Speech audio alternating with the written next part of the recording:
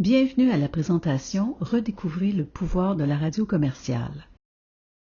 Dans cette section, nous analyserons quelques données de l'étude « La radio en mouvement », ainsi que la force de la radio au point de vente, et finalement nous examinerons les données d'une étude provenant de Nielsen. Vous découvrirez comment la radio se connecte aux consommateurs et comment elle peut contribuer à générer des résultats positifs pour les annonceurs. Ces deux études sont disponibles sur le site de radioconnex.ca. Selon l'étude La radio en mouvement du printemps 2023, 69% des Canadiens qui étaient dans leur voiture hier ont dépensé de l'argent. À titre d'exemple, 38% ont fait l'épicerie, 13% sont allés à la pharmacie, 13% se sont arrêtés dans un café et 12% se sont rendus à un service au volant, sans compter beaucoup d'autres qui ont dépensé de l'argent et ont interagi avec les marques. Le point crucial pour les annonceurs ici est que la radio commerciale accompagne ses consommateurs dans leur voiture juste au moment où ils s'apprêtent à passer à l'action. En effet, des millions de consommateurs qui étaient dans leur voiture hier, 70% écoutaient la radio, et ce, juste avant de faire un achat. Aucune autre plateforme peut se connecter ainsi auprès d'un si grand nombre d'auditeurs en détenant ce pouvoir d'influence auprès d'eux. Alors que ces consommateurs écoutent la radio, ils font confiance aux messages publicitaires qu'ils entendent.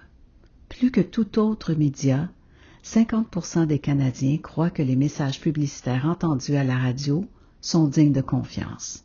En fait, les médias traditionnels sont plus fiables aux yeux des consommateurs puisqu'ils offrent un environnement contrôlé. Sans grande surprise, alors que les consommateurs ont confiance, ils passent à l'action. Lorsque nous leur avons demandé s'ils sont passés à l'action à la suite de la diffusion d'un message radio, près de 1/3 ont confirmé être effectivement passés favorablement à l'action.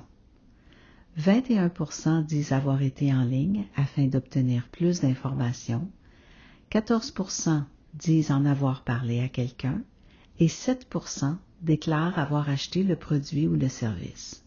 Pour leur part, les jeunes Canadiens réagissent fortement avec 41% des 18 à 34 ans qui affirment être passés à l'action d'une façon ou d'une autre après avoir entendu un message publicitaire à la radio. De plus, notons qu'ils n'hésitent pas à partager l'information avec leur entourage. Ceci prouve, une fois de plus, que la radio commerciale influence directement le comportement des consommateurs.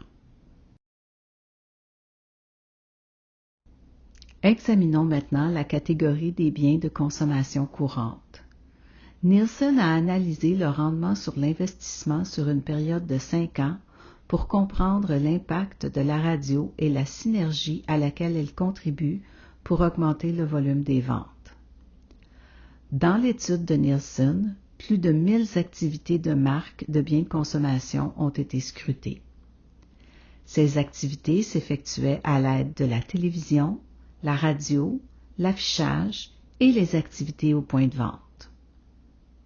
Nielsen a été en mesure de constater que lorsque la radio est incluse dans une campagne, les résultats de vente sont toujours favorables pour les marques.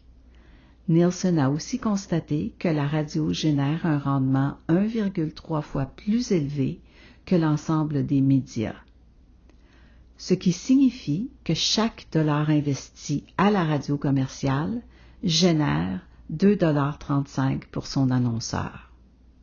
De plus, lorsque la radio commerciale est ajoutée au mix média, le rendement sur l'investissement de l'ensemble du mix média est amélioré de 2%. Et finalement, lorsque la radio est ajoutée aux activités, le volume de vente connaît une augmentation de 1,06%. Nous connaissons tous l'importance des activités au point de vente. Nielsen a été en mesure de démontrer que la radio commerciale crée un impact significatif pour soutenir les activités en magasin. En fait, La radio est 2,4 fois plus synergique que n'importe quel autre média lorsque vient le temps de soutenir les activités au point de vente. En effet, les marques de biens de consommation ont vu leur volume de vente augmenter de 2,56% lorsque la radio est utilisée dans une période où il y a des activités en magasin. Et lorsque la radio est ajoutée à toutes les autres activités, les annonceurs ont connu une augmentation de 28%.